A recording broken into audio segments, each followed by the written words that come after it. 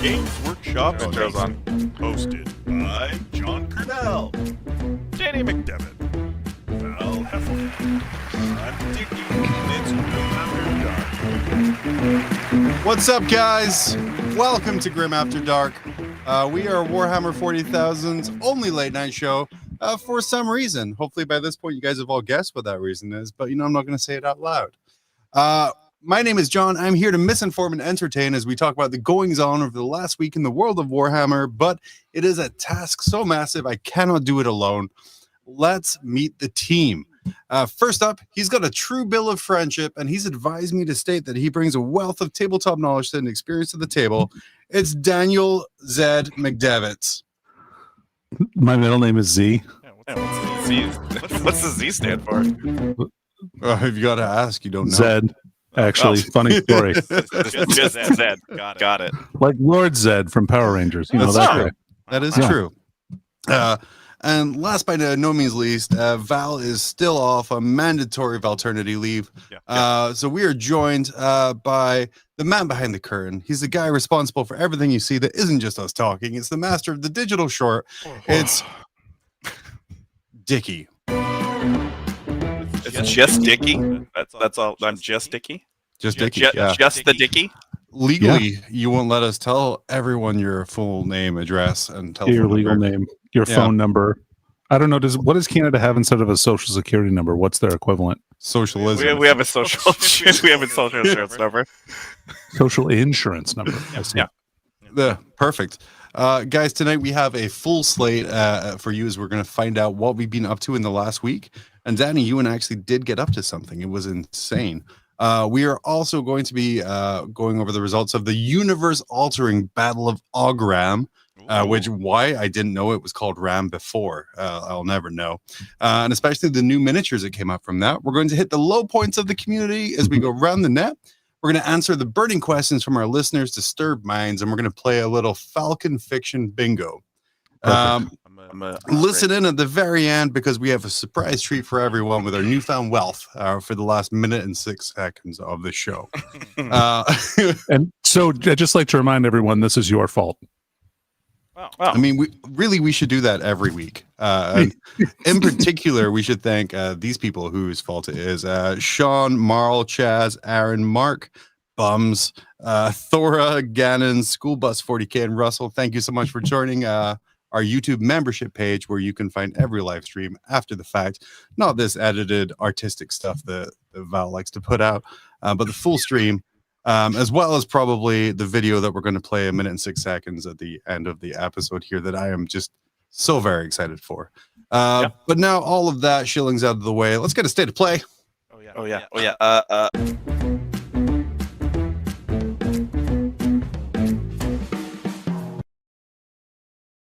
Woo! 5 minutes is a little excessive for bumper length, Dickie, but Why did you start it like 12 seconds in? It's just a thing before and then 12 seconds.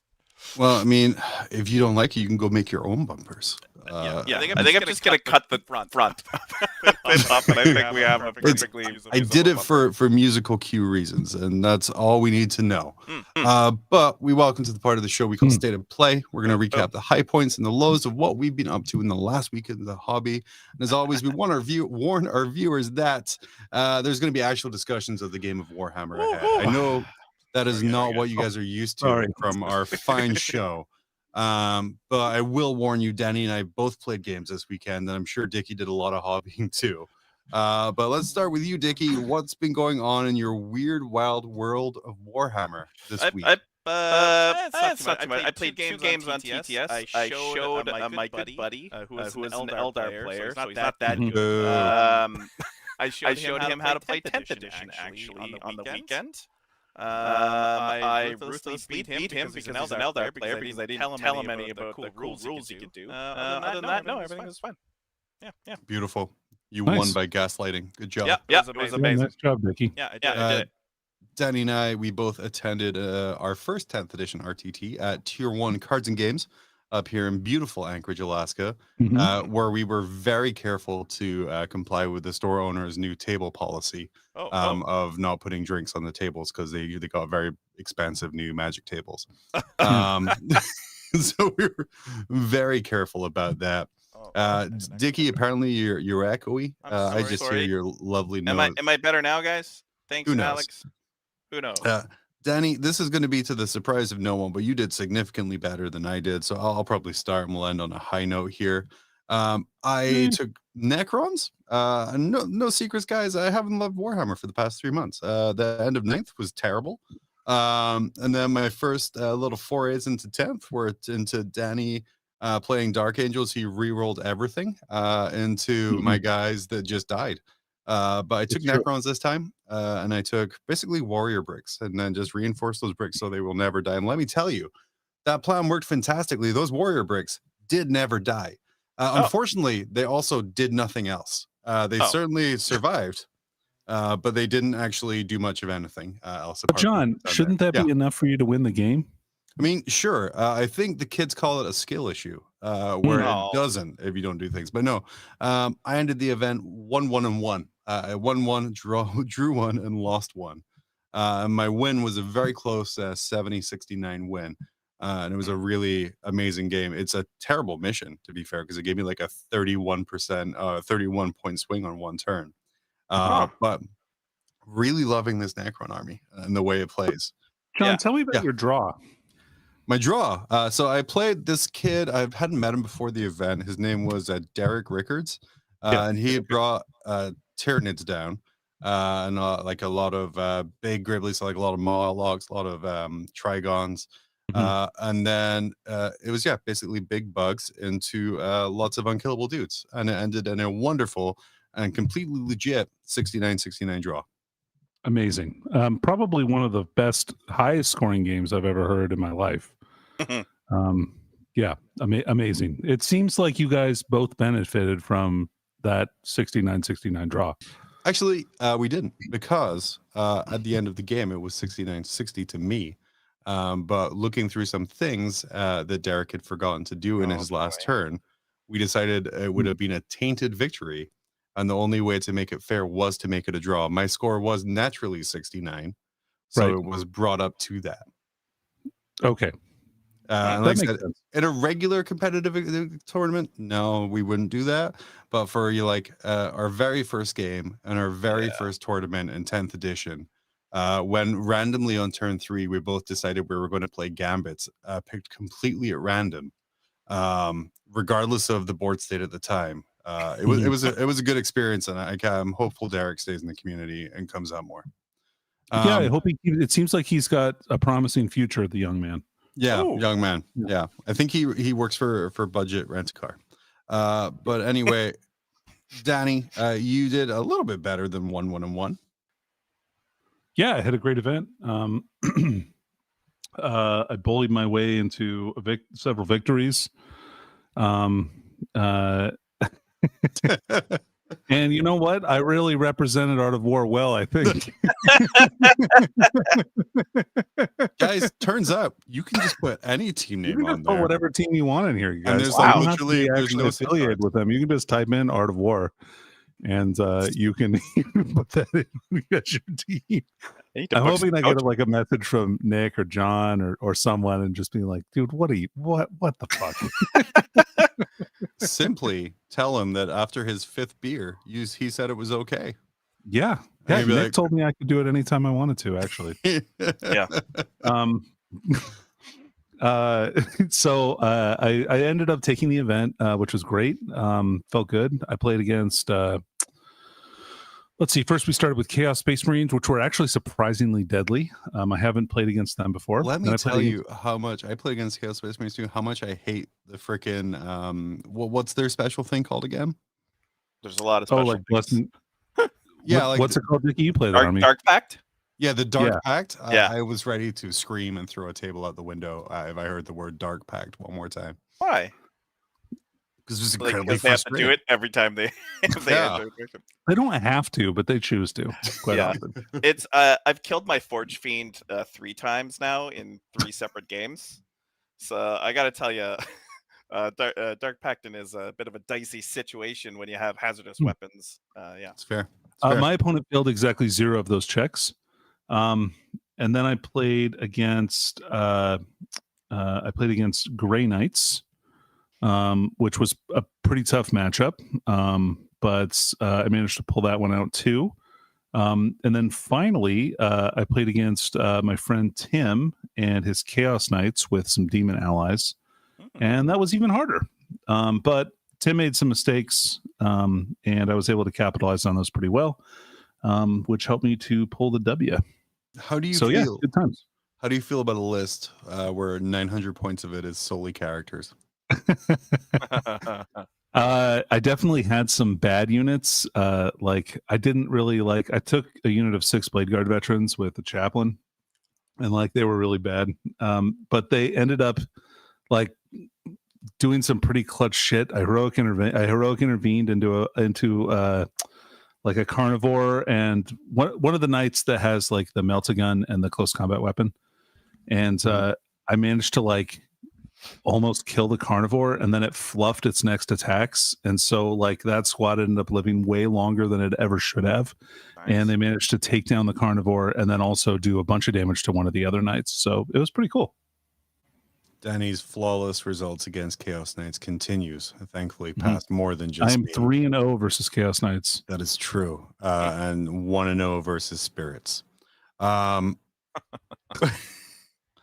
Well, with that, of all our games being played, we're going to pull up our league table. Newer listeners or newer viewers might realize that Danny, Val, Dickie, and myself putting ourselves in a league table of who is best. This is pretty much, I think, how it's going to stay for the year, but that's okay. We are ranking each other and wins, losses, draws, with the tiebreakers being event wins. Danny, any words after one event, shooting right to the top there, right over Val and Dickie? Yeah, just I'd like to point out that I think draws are significant, and they should be counted for something. They're counted for 4th. Oh, well, okay. You definitely have the most draws. You also have the most, we should have some other categories in here, like tournament with total points equaling 420, 69 point games. I think that those are really valuable. The best Gambits achieved. Gambits achieved. That's a worthwhile category to grade people on. So I think we could kind of like, jazz this up a little bit and make it a little bit cooler. Yeah. Guys in chat or listeners at home, let us know what categories do you want to see added to the Grim After Dark leaderboard. Preferably ones that aren't based on skill, wins, or losses.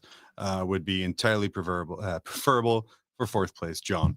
That's about enough of talking about the boring stuff. Let's get onto the news, the breaking news in the battle of Oghram.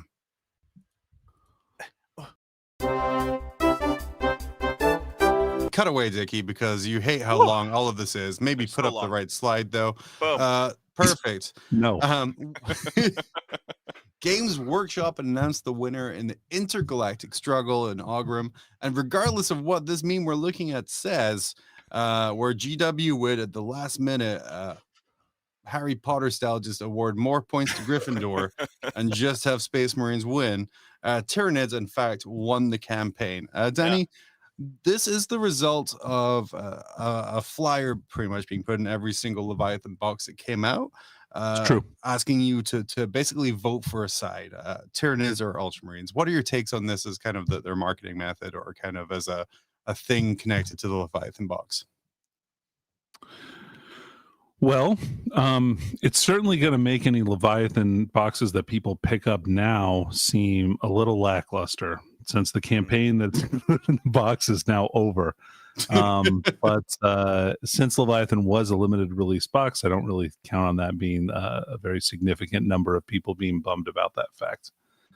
I'm excited that they decided to let Tyranids win. I think that's very nice of them.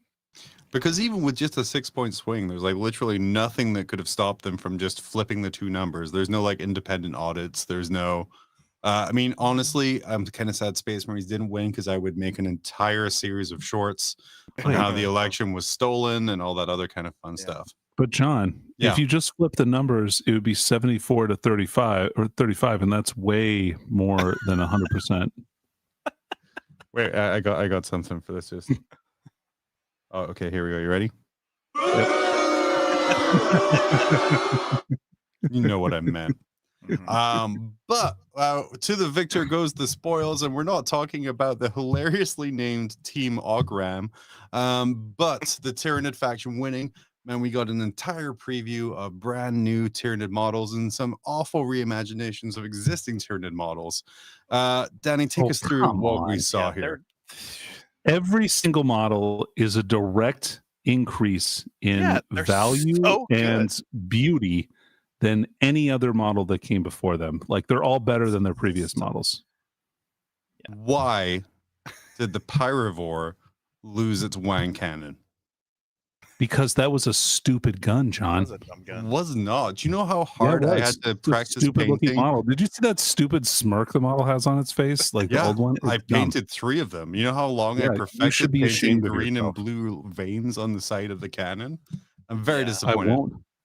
Disflux in chat saying, we don't like the new D. McCarran? No, it's not a D. McCarran. Yeah. It's something else. Well, yeah, it is. Come on. It is The other one, the Assimilator, is absolutely a D. McCarran. Yeah, there's absolutely there's no conspiracy about the fact that D. McCarran was delisted from Forge World, and then this guy comes out because there would be a whole lot of people. In fact, I think there's still going to be a whole lot of people who are going to have accounts as Norn Assimilator. That's just the D. McCarran. But Danny, overall thoughts? You think it's a giant upgrade? Like I said, I like the Lictor. I'm not very sure about the Neurolictor. I think the posing on that's like a little weird. It looks like it's walking like one of the woman from Mars Attacks. I think that it's probably like I think it's supposed to be like Frozen, and it's kind of like coming out of like being cloaked, and it's gonna slash somebody up. I feel like that's kind of the pose, not some kind of sexy walk like other people seem to. Yeah, that's just like not my thing. Like, I don't see a Tyranid model and go, oh, that's trying to be sexy. It just looks like someone photoshopped Lady Gaga out of a stage show and put it on a Warhammer battlefield. Just I mean, maybe if she was doing like a Geiger show or something like that, I would agree with that, but I don't see it. Are you saying a Lady Geiger? Yeah, a Lady Geiger. Perfect. What we got the reveal of what all the Tyranid models are. Of course, this implies that there's a whole bunch of Space Marine models to come. What kind of thing do you think they were going to show off for Space Marines? Probably some kind of new dreadnought, maybe a new tank, maybe a Primaris flyer. I think a new lieutenant model would probably be in the cards. Oh yeah, that makes sense. I mean, they released a multi-part lieutenant kit. So but he was like in the shit lieutenant. They need like a really pomp and circumstance lieutenant in I'd like to see some Gravis armor, other characters like a chaplain or a librarian. I think that would be cool. And then a full Sternguard kit would be dope. And a full Terminator kit. Those would both be great kits to see. I think they would be showing off the jump pack Primaris that you saw in the Dawn of War 3 or the Dawn of War 3, the Space Marine 2 trailer. Yeah, that'd be cool. Yeah, that makes sense. But yeah, a big centerpiece model, probably just a tank, maybe just a repulsor with a different turret. It's not rocket science, guys. They're all boxes with like just new things stapled onto them. Yeah. What is left from the baby Marine range that hasn't been primarified? Because the Rhino has been updated to the Impulsor, like the other tanks been updated to the Gladiators. What's left? Do you think the Impulsor is more of a Razorback or a Rhino? I think it's more of a Rhino. So do you think that they should get a Razorback kind of a thing? Those are the Gladiators. No, those are the Predator. Yeah, but they can't transport guys. That's what I'm saying. Like, because maybe. What else? Jean-Philippe Lafon saying everything with a jump pack plus a new Whirlwind type. Ooh, a Primaris Whirlwind would be cool. And they would also explain why they got rid of all the Forge World Whirlwinds. That would be true. Sad times.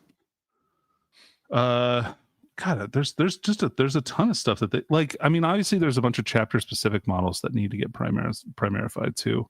Yeah. It'd be cool to see some chapter upgrades for different for some of the chapters with that fit the new kits. So like a Terminator upgrade sprue for like a bunch of different things would be pretty cool. Yeah. But and then some new Primaris characters I think would be good. Like reimagining of older characters primarified would be great. I would love to see that. How long until a servitor goes through the Rubicon Primaris and gets upsized by 20%? I don't think that's how it works. I'm pretty sure I know the lore here. Okay, yeah. But just in case, I really don't know. That's about all the hobby positivity we can take for this week. It's been a super busy week around the net. Wow. So let's check out. Why do we have to stop being positive? Oh no, we'll still be positive. It would be really annoying, but also be slightly backhanded at the same time. There was majors. There was a lot of opinions. But let's round them up. Let's go around the net. Cut it off. God, I cut it off so fast. It goes so long. Yeah, Sherman Master. More bikes would be cool, or options for the bikes. Oh, attack bikes. Yeah, even just a side. They have those. I guess the ATVs. Yeah, it's not the same. I want 3 wheels. Maybe some more options for the gun on that kit would be cool too, and maybe not make it like a easy fit or snap fit kit, because that's what it is right now. Easy to build.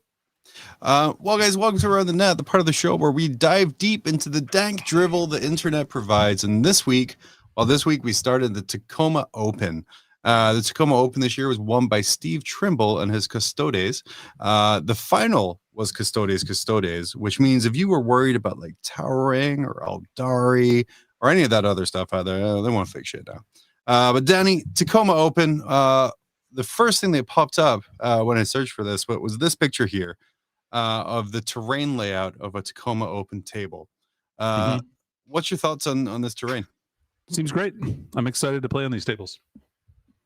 So here's the thing that you don't see on the tables because it doesn't come through well is the plexiglass. I think I think it's hard to see exactly how big those footprints are, but they're pretty extensive. I think it's a problem for towering models, but other than that, they're totally fine. I think these tables are great. As much as I'm loath to admit that Mike Brand has done something right. Why do you think, and again, we also want to thank our friends at GW who support us, but why do you think it is that people were so visceral towards this? Because, I mean, you're right. When you look in there, using the new terrain rules, using the plexiglass footprints, that's a pretty good table now. Why do you think the reaction was so visceral to it? Oh, simple, John. People are giant babies. And they don't like things, and when they don't get their milk, they cry about it on the internet. They cry and they cry and they cry, and they whine, and they say, no, we should use WTC instead. That's fair. Wow. You said Knights would have some issues with this coming out of day one. I mean, people would have issues with Knights on these tables. Oh, even better, because I was saying people did have issues with Knights with I think something like 31 undefeated after day one, with about a third of those being Knight players. None of those Knights though made really the top cuts at all, Danny. Why do you think that is? Because if you bring a skew army and you fight somebody who actually either A, knows how to play, or B, has the tools to defeat the skew, then you're probably not going to win. And all Knights, by definition, are skew armies. This is the Pacific Northwest, though. Are you surprised that someone was able to counterplay Knights?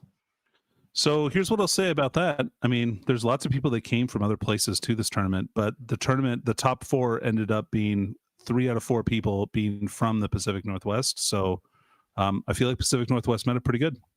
Nice. Pretty good. Awesome. With the are we going to see any further fixes to non-winning armies? Because again, we've had a lot of people still complaining. Some people saying the Eldari changes didn't go far enough. The towering changes had the issues. There's a couple more things around the game that aren't necessarily related to armies that were in the top 4. Do you think the results coming out of Tacoma, which is the largest 10th edition tournament in the world so far, will lead to less of these issues being fixed because it's going to be seen as a balanced game state? I don't know. I think that we need to pay attention less to individual events and more to overall data trends. I think that those are more valuable and provide a greater insight to which things are actually broken. And those are the things that we should make decisions on data, not on anecdotal tournament wins by double custode final game, like weird shit like that. Yeah. I will. It was a 6-round event, Danny. I will have you know that. Sure. So all data there that needs to be. Speaking of not nights, anecdotal anymore. Yeah.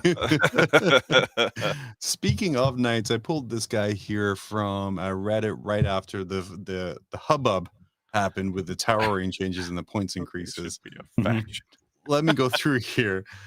He said, so I've heard this said in my local game stores in more than one podcast, which doesn't really count, guys, because there's like 8,000 podcasts out there per state. And every 40K player by definition has a podcast. I don't know if you guys know that or not. Yeah, it's true. Yeah, for sure. I stopped telling people I did after they were like, oh, me too. Because I knew as soon as I said that I would lose.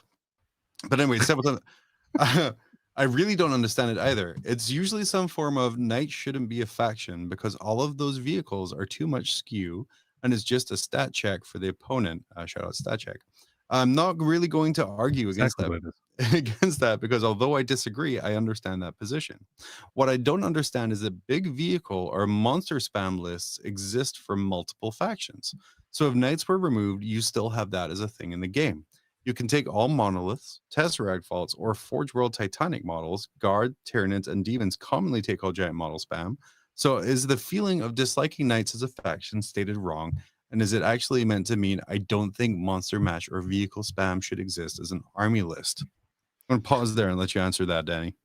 Oh, yeah. Hey, I've got lots of thoughts on this. First of all, John, I'm gonna recant my previous statement. You're right. This isn't a stat check. This is like 50% more positive than anything I've ever heard on stat check. And it's a whine about knights. So, but I got something for that. Give me a second. I got some of that. Thank you. Thank you. Yeah, you got a laugh there. But yeah, I kind of agree. I think knights shouldn't be an army in the game. To be quite honest with you, I think it's a stupid army, and I think it kind of it's bad for the game when it skews things so heavily. And I don't think knights should be able to take allies if they are going to play knights, because then it like takes away the skew portion of that. So you can have a couple of little scoring units. So like the only disadvantage that they had doesn't actually exist anymore. So yeah, I think it's bad for the game. I don't like skew armies in general. And yeah, I think they're stupid. I think knights should exist, but I think they shouldn't exist in their current form. I think they should be set up much more akin to Bretonnians, say in fantasy, where you have the knights and you have the big models, but you also have to take retinue and you have to take like squads of, or things, that kind of the servants who look after, clean the armor, and they kind of walk alongside like the engines of war, or like maybe little prayer units. Like I'm saying, they like to expand the army past just the big models. I understand the appeal, like as a knight player, I understand the appeal and I had a lot of fun tail end of 9th of that, but playing 10th, like I haven't enjoyed any of my games with knights. Taylor, friend of the show, frequent guest, they have said that they had, well, actually as Taylor, they have never enjoyed knights, but they always gaslight themselves into thinking that they will. But I think it's an army that needs expansion past the giant monsters, and I said I think some retinue or some people would really go a long way for that. Dickie, what about you? Found like the 13 War Dog list like actually fun to play against ever. Like, and that's even just little guys. So yeah, I totally get it. Sorry, Dickie, I didn't mean to jump in. Right? No, it was good. I was gonna say it was fun to play, but at the same time, it was a stat check army, because if you couldn't handle the fact that I had like 8 War Dogs running at you as quickly as possible in order to kill you in close combat, then you just lost. While that was sort of fun for me, I can see why that wasn't. And some of my best games with that army were like into salamanders with a lot of Malta, or into other knights, or things that were actually posing a challenge and not just kind of curb stomping new people. End of 9th. By the way, everyone who's like, screw 10th, I'm going back to 9th as it was. Please remember how awful 9th was at the end.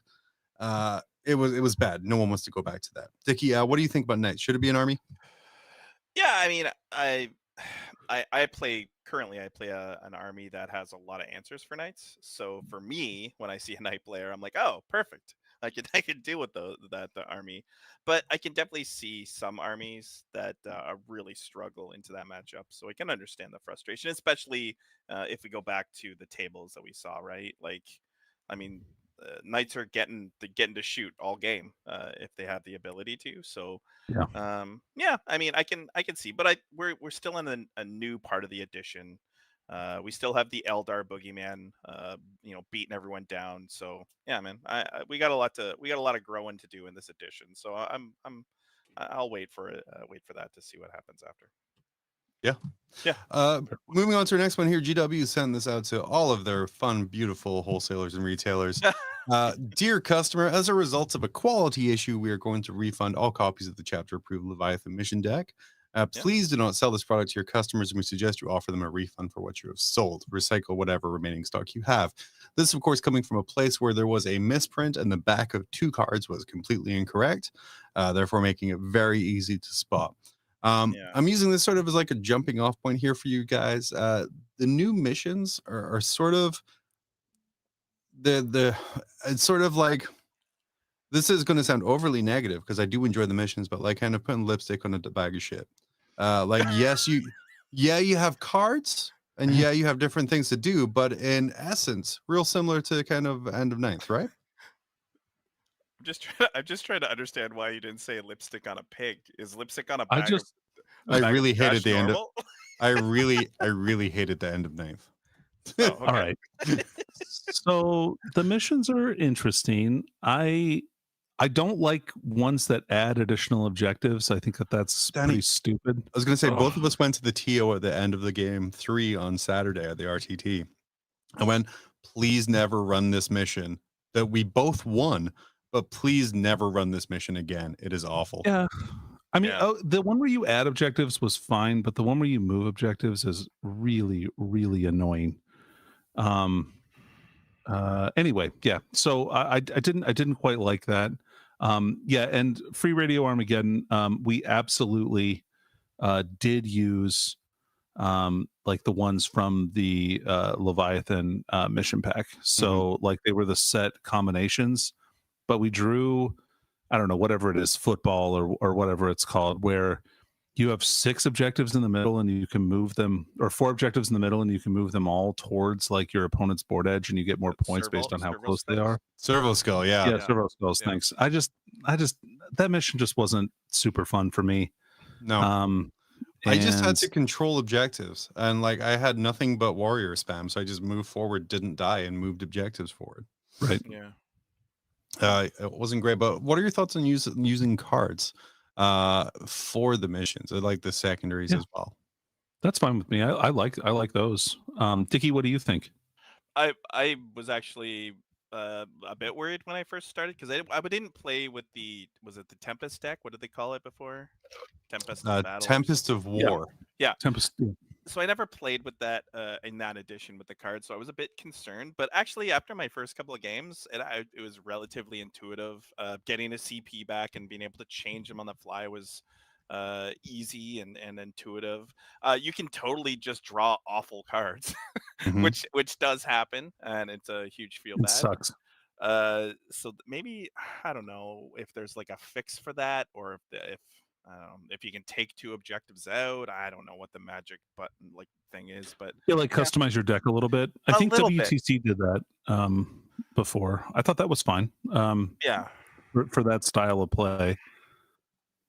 No, I thought it's actually a fun system. I do enjoy the missions. It breathes a kind of a fresh new take on the game, which is nice. Since we played 9th edition, and some people didn't like it. So I think the card system is a lot of fun. I'm okay with it, but I think there needs to be some community refinement or GW refinement. I don't know what that is. I'd really rather be GW refinement. I mean, I just would rather stuff come from an official source. But I understand why community involvement may have to happen, because I don't know if they're interested in fixing it to the level that like you and I might want, or any of the three of us. My goal, and I think everyone's goal here, I would imagine, is everyone wants to play the same game. Right. Yeah. I don't want to have to go to somewhere else and all of a sudden I have to, we play it like this here. Oh crap. Okay. I want to play the same game, and you're right. GW involvement make that happen, right? It's like the early days of like the ITC mission pack, where like some store you would play like ITC, and that's where you practice and get good at. And then you would go to another store and it'd be like, well, it's an Eternal War mission, and you had to almost relearn an entire game. Yeah. Speaking of new things we added in here, what are your guys' thoughts on Gambits?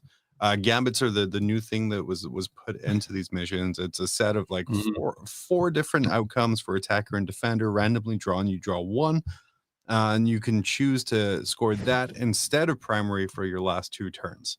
Thoughts on Gambits? I have some, but I'll let you guys go. I don't care about them. I've never used one. I couldn't see myself ever using one. I think that they're probably, I mean, if people want to do them, that's fine. I don't really care. But like, to me, I don't know. They're so difficult to achieve.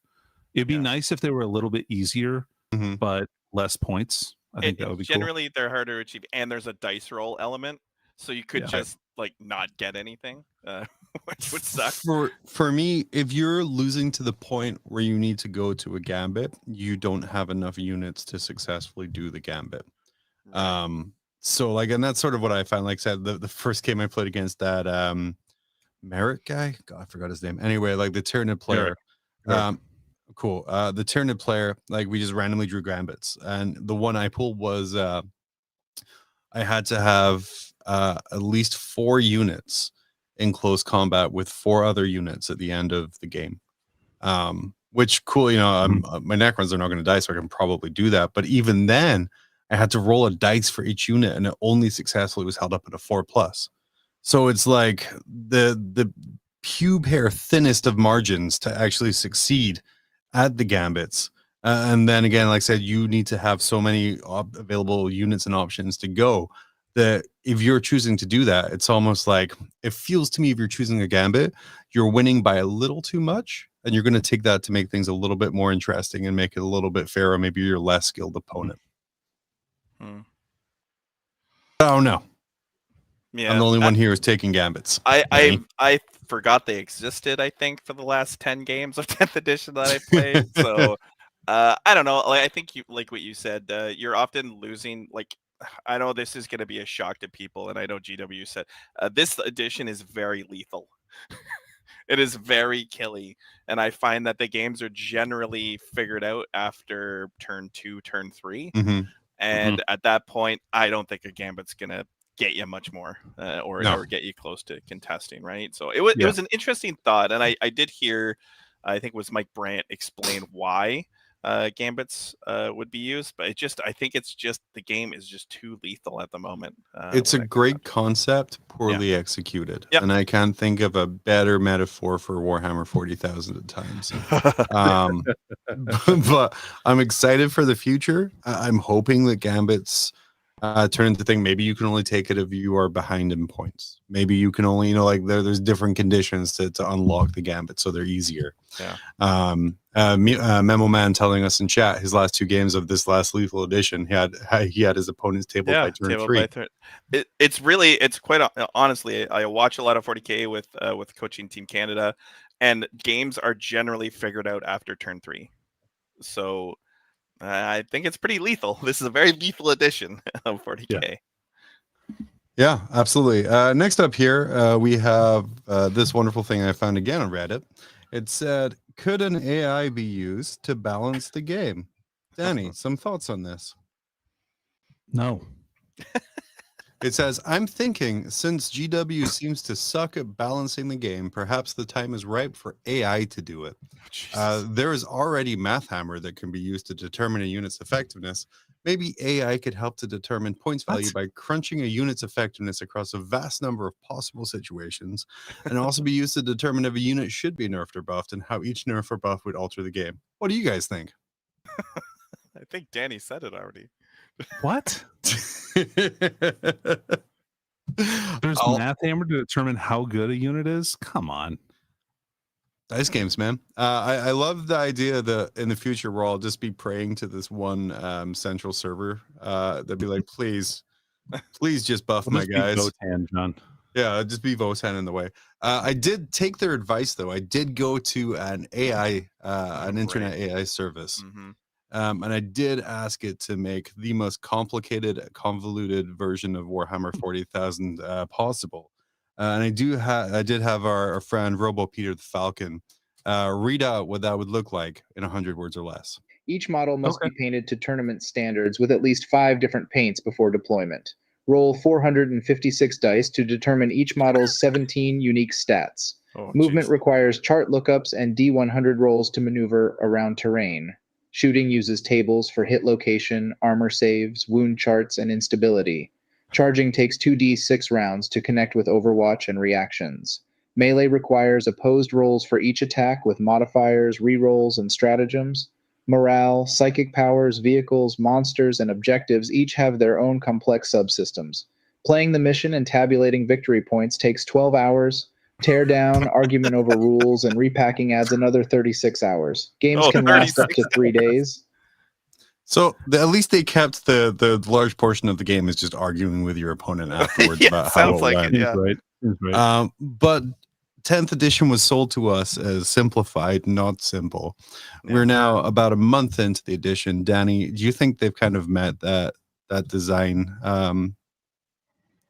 goal?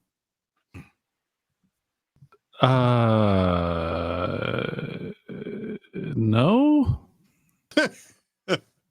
What is the edition then? In one sentence, how would you describe the edition? This edition is simple, but it still has many of the problems that previous editions suffered from. What is the most glaring problem for the edition right now? I'd say lethality, probably. Still, I think it's less lethal in some ways, but more lethal in others. Yeah. So like I think AP is generally down across the board. It'd be nice if AP was down further for shooting attacks. Because there's still a lot of like AP4 and AP3 shooting attacks, but very few AP3 or 4 melee attacks. Mm-hmm. So I guess I would like to see those kind of evened out. But I'd want to err on the side of less AP than like bringing melee weapons up. Yeah. AP. Moving on from that here, Danny, I pulled this one in just because of your visceral hatred reaction to it when it came up in one of our group chats here. We have, let me help you here so you can properly swallow the bile. Thanks. We have Dr. Manhattan. Is that who that is? Yeah. He says, it is 2017. I am playing a new, less lethal, less complicated edition of 40K that is neither of these things. GW is sorry. Then in the next panel, he says, it is 2020. I am playing a new, less lethal, less complicated edition of 40K that is neither of these things. GW is sorry. And finally, he's sitting on a rock, just hanging to the wind of Mars. And he says, it's 2023. I'm playing a new, less lethal, less complicated edition of 40K that is neither of these things. GW is sorry. Danny, what elicited such anger from you about this? Because it's stupid. Like the first 2 panels are just dumb factual. I mean, they're just wrong. Like, okay, 8th edition was not more simple than 7th edition. I would say it's probably about the same amount. The thing you have to remember is there's a lot less rules and detachments weren't as much of a thing. But then remember how you made command points based on the detachments that you brought. So you were trying to do that. So army building was way more complicated, I think. Also, stratagems were added to the game, which was huge. So, I think that's stupid. I also think the game was far more lethal in 8th edition than it was in 7th edition in general. And then you end up, because it was designed to be that way. 8th edition was designed to be more lethal because people were sick of the Death Stars from 7th edition being so unbelievably difficult to kill. Mm-hmm. Now we move to the 9th edition panel, which is just, again, wrong. 9th edition was supposed to be more complicated than 8th edition. I mean, you're looking at all the additional rules that they added, many more stratagems. Normally you had 2 pages of stratagems in codexes in 8th edition, maybe 3.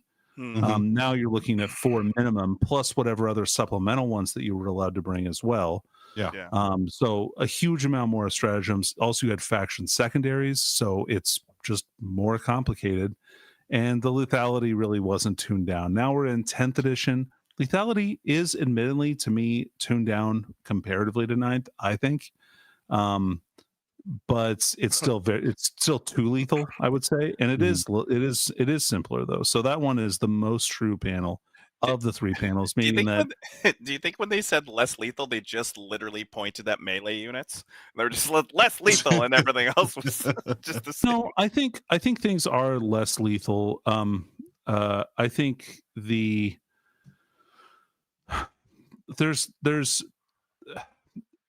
there are a lot of weapons that have like higher AP values in shooting than there are melee weapons, but also the anti-infantry weapons don't work on vehicles anymore. Yeah. And also their APs have all gone significantly down, I feel like. All right. So I think in that respect, like you can't just bolt our tanks off the table anymore and that kind of stuff, which was pretty common before, to be honest. Unless you're T-cells. Yeah, sure. Yeah. Yeah. Yeah. Dickie, you were saying. I don't know. Maybe I'm coming from a grumpy place of just painting a World Eater's army, and then 10th edition drops, and ooh boy, it's a rough pill to swallow. So, Dickie, if you wanted to play melee, just go to Age of Sigmar. That's what it's for. Yeah, I'll just move my World Eater army to a Age of Sigmar game. Yeah, no problem. Sure. Disciples of Khorne. Alex Chilver coming in saying there is a new, less complicated edition of 40k. It's called One Page Rules, Grimdark Future. The problem is, Alex, no one wants to play a game that isn't made by Games Workshop. Also, they just don't want to complain about the games made by Games Workshop. They do that. I don't want to play a game with 1 page of rules. That sounds boring as fuck. But dude, I would win so much because I wouldn't have to remember things. It's perfect.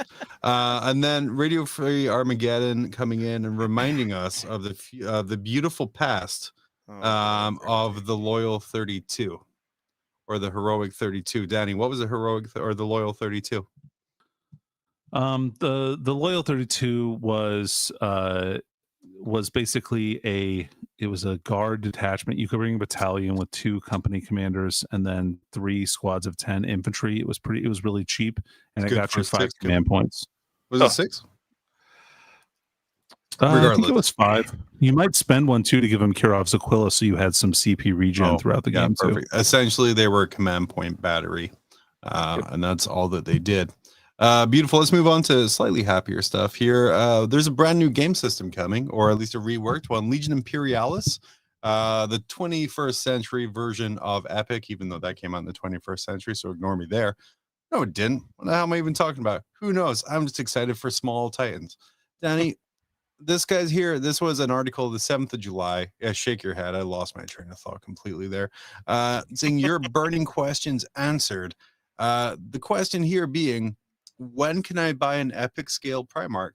And them answering with, wouldn't that be something? Danny, why are people so excited to buy a Guilliman that you can't see because it's so small? Well, because they can paint it and people will actually compliment them on it, I feel like. Wow. Ouch. That's true. What units are you guys excited to see Tiny Titanized? Oh. I'm going to say, Dickie, Angron. Angron is going to be cool. Oh, would you just use the old Angron epic one, like the little red demon guy? just use a blood ladder. Yeah, just one blood ladder. Boom. So wait, wouldn't I be talking about like heresy though, like not 40k? Okay, that makes me slightly less excited. It has to be in power armor. No, you know what I want to see is like the epic or the heresy demons made into like the small models. I bet they look really cool. The Runestorm guys. Dickie, what are you excited for? I don't know. World Eaters, I guess. I don't know. I'm not really interested. I got to be honest. Maybe I'm like the only one on the show that's not. That's okay. We all of us are not interested in one of the systems we talk about. It's just it's canon. Yeah, it's a fact. I am hype about this game. I love Epic. Epic is such a cool scale. It's really fun to play. I can't wait to see all the planes and the Titans like on the table together. I think that'll be really dope. Yeah. Moving on, Black Library did announce a brand new Fabius Bile book, Gene Father, as is beautifully summarized in this meme here, which has Danny. It's been a while. What are we seeing right now? All right, so we're seeing a classic meme here. A gentleman is wailing on several people in the middle of a basketball court with a chair, a steel chair. One of the people is down as some kind of a furry, and then the other person, is that another furry that he's hitting? Yeah. I believe they're called mascots, but I don't know enough about sport. So he's doing God's work here. We have the guy with the chair is Caesarus, which, hell yeah. And he's beating down Fabius Bile and Call both at the same time. I'm excited for this mad scientist mosh pit, John. Yeah. I can't wait to read this book. So all that's been confirmed so far is that it's going to be Fabius Bile, obviously in the book. It's his book series, but also Call is going to be a part of it here. Hopefully transferring some of that Primaris mumbo jumbo over to Chaos. What are you excited about? Because these other Fabius Bile books have been amazing.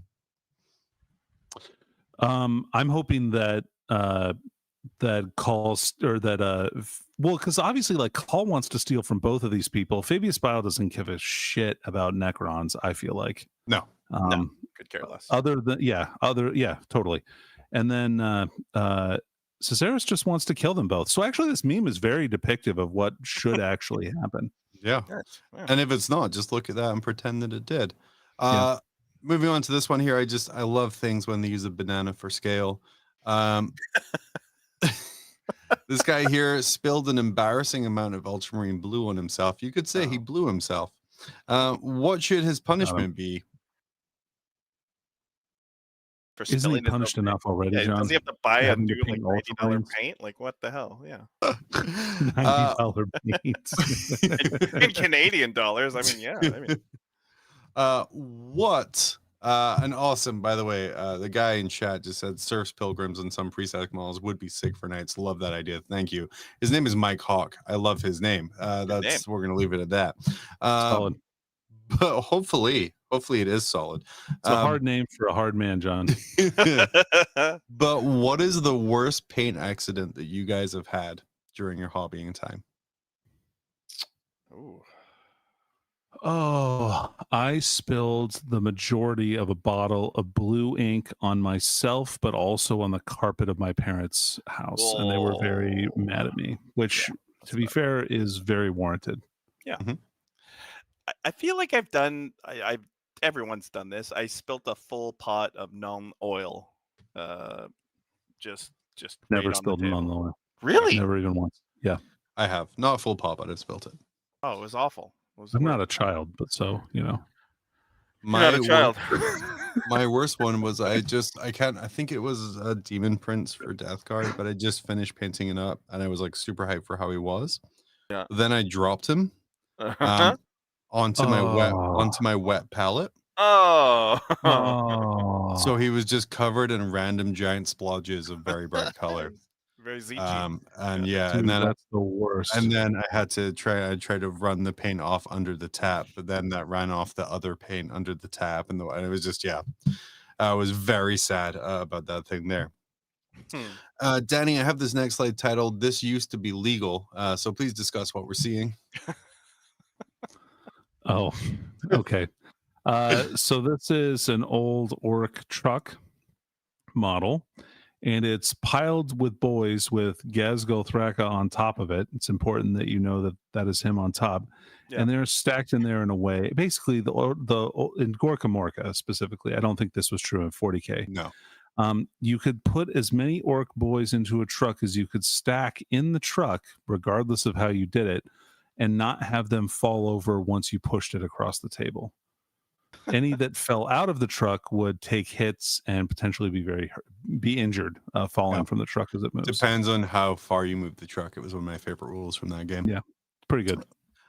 Along those lines, what old rules from other editions, including just for Dickie's friends, 3rd edition Warhammer, what old rules do you wish were still around in this edition? I wish we had 4th edition terrain rules. That would be the best thing ever. I would love that and be very happy. What made them so good? What made it good? So 4th edition terrain rules were abstract, but in probably the best way possible. You would assign each piece of terrain had a particular height, and then each type of model also had a particular height. So if you were the same height as the terrain, you would get cover. If you were bigger than the train, by 1 step you would get cover. If you were more than that, then you wouldn't. And then if you were smaller size than the terrain piece, then you were out of line of sight. Oh, that's quite wonderfully simple. Dickie, what rules do you miss? The null deploy my whole army. Wait, I got something for that. Nothing on the Thank table. you. Thank you. I thought that was good. No. Why? You deserve this.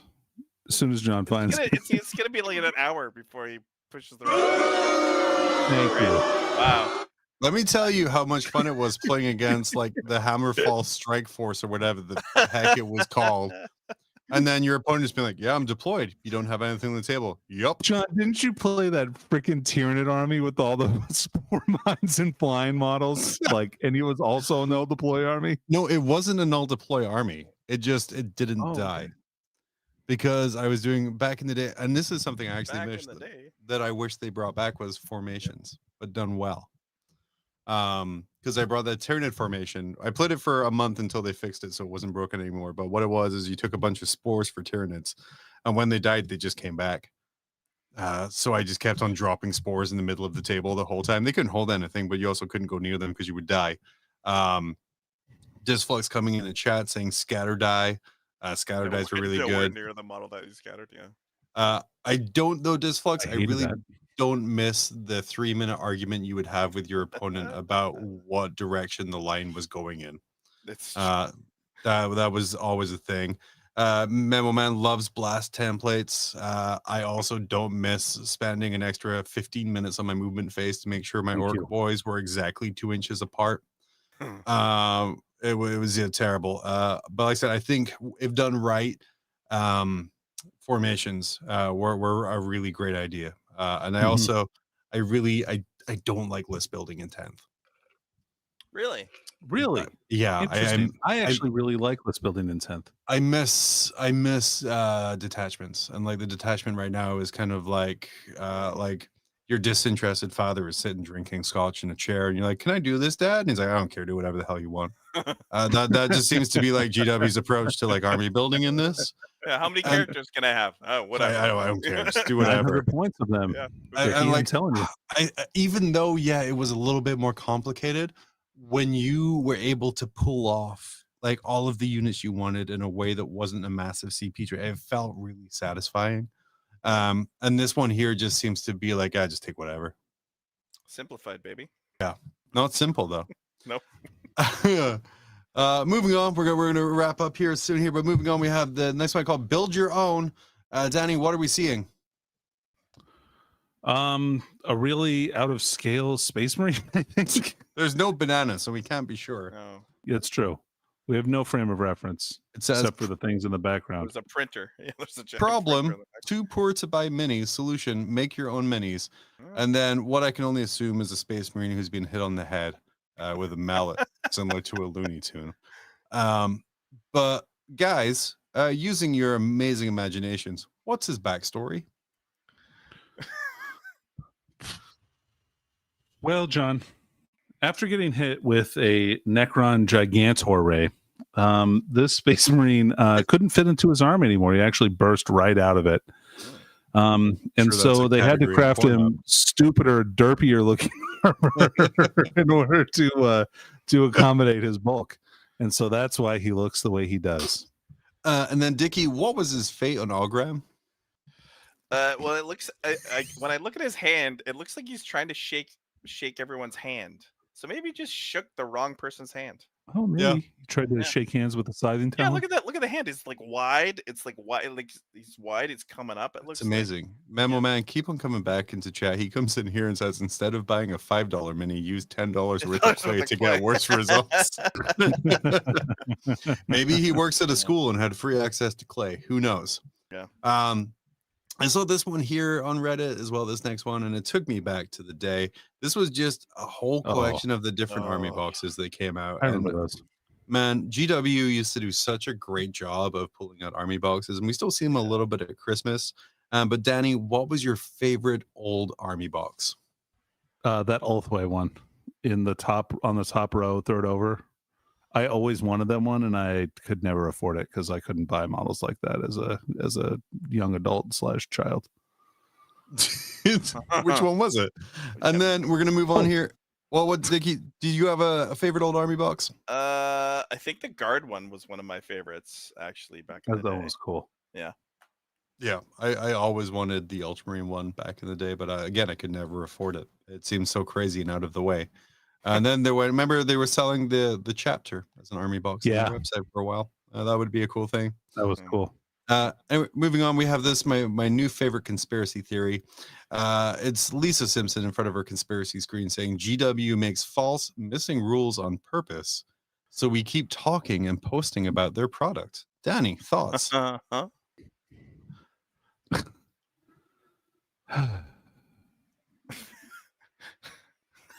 They don't have hundreds of people making podcasts to talk about their products. They don't have a dedicated like TV service talking about their products. Definitely don't have their own website talking about their products. There's no professional coaching teams talking about their products. Nope, not even one. Just start a war. They're not pros. Yeah. They right. did a really, I mean, look who they're associated with. Yeah. Yeah. Coach Danny. If GW did a really great job, we'd be talking about their products. So I don't know. I think Lisa's wrong here. I just like the idea that in GW's boardroom, which I imagine is just comically large, with like just like almost like actually no, it's not. It's the boardroom from the original RoboCop movie. But just being like, what if they're just like, man, I love your rule set. This is really tight. This is definitely simplified, not simple. Everyone is perfectly balanced. We've played 3,000 games at Warhammer World. Everyone has exactly a 50% win rate, regardless of skill level. What if we made it shitter so people talked about it? Yeah, that's what we want. We don't want them to buy our things. Let's make it bad. What's the worst conspiracy theory you guys have heard about GW? I mean, I've seen some really stupid ones.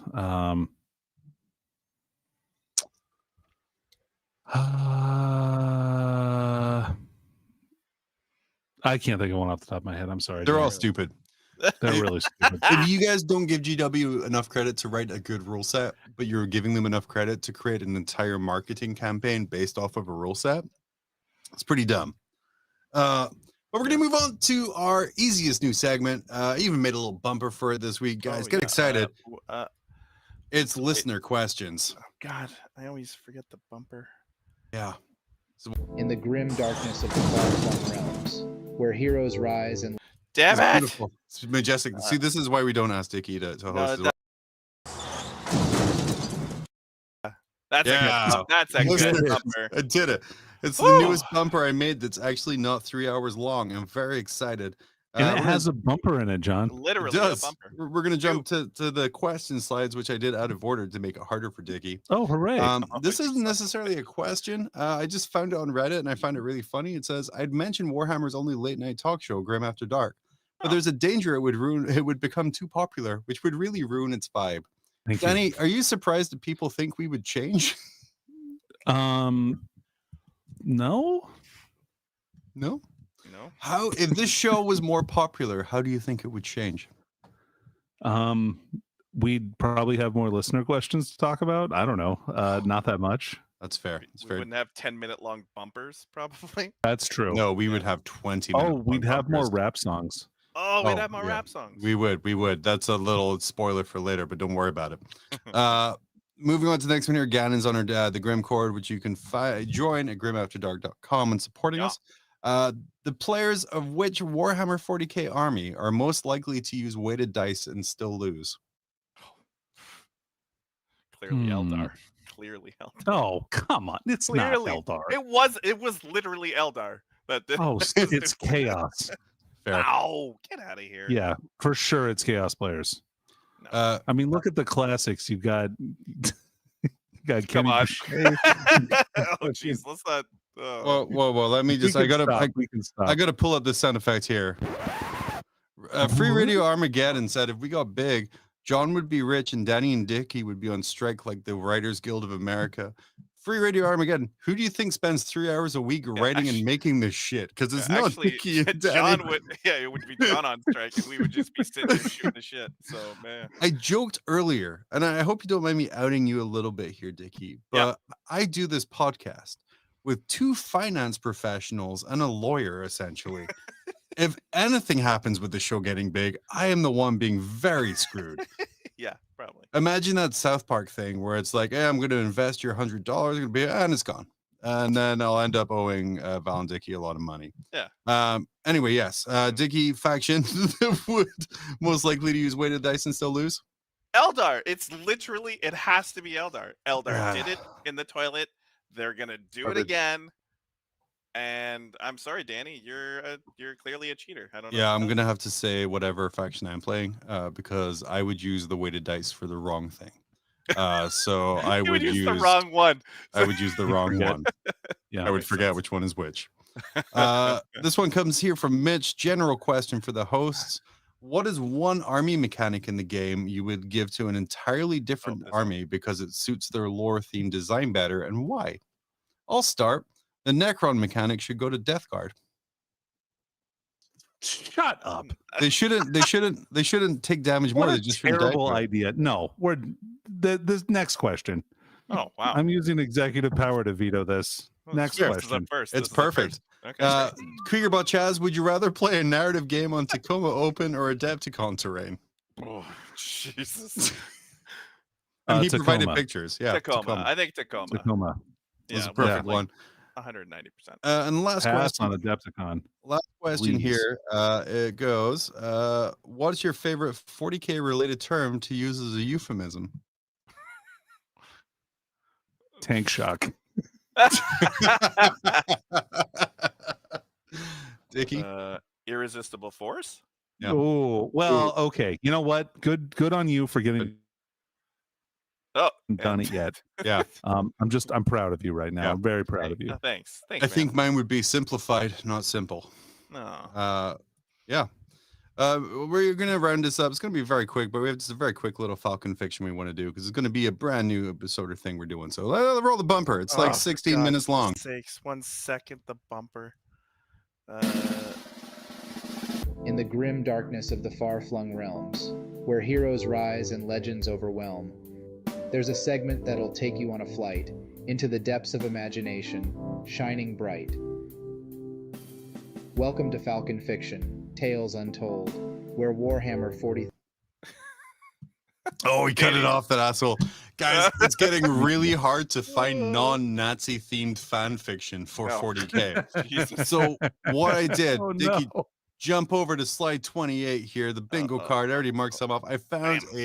I found a bingo card that is just full of terrible cliches found in fan fiction. And what I'm doing, every week I'm feeding 2 more into the ChatGPT to create the fan fiction for us. And we're starting this week. This is an alternative Horus heresy. This one is going to go with the premise that Horus isn't the War Master. Abaddon still hits Horus. Sanguinius falls to anyone but Khorne. Spoiler, the ChatGPT is stupid.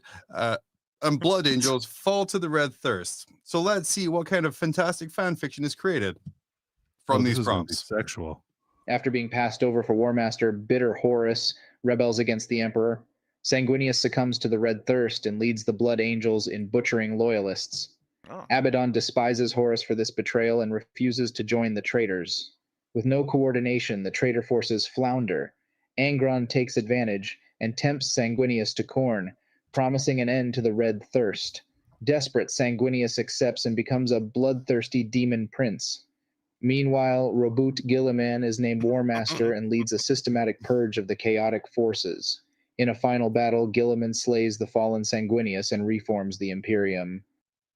Perfect, guys. 100 words or less, even better. Every week, I'm going to be adding 2 more of these prompts to this story until it's a giant, convoluted mess. Let us know in the comments what you want to add to there. Do you want to add a homemade legion that's just a copy of some canon one? Should we replace the Iron Warriors with the feral soldiers? Badgers. Do we have nice guy Conrad? Do we do a no nails Klingon-esque Angron in there? Let's evolve this story together and just make some terrible, terrible fan fiction. Beautiful. Let's wrap this up here. Dickie, Danny, anything you want to add before we leave for the day? John, I really have to thank you for all the work that you put into this show. I really appreciate you and everything about you. And you're one of the best people I know. I also know how much you hate to be complimented. So this is really, it's really important to me that you understand how much I appreciate you and everything you do for us. What's crazy is people at work have also found out I'm extremely uncomfortable accepting compliments and have started doing the same thing. And it's the worst. It's genuinely the worst. Perfect. They found a way to make it. Found a way to make it even worse. Generally, my amazing and Scottish mother raised me to expect the worst, and then when it doesn't happen, it'll be better. So I'm always expecting the worst, and also that life is terrible.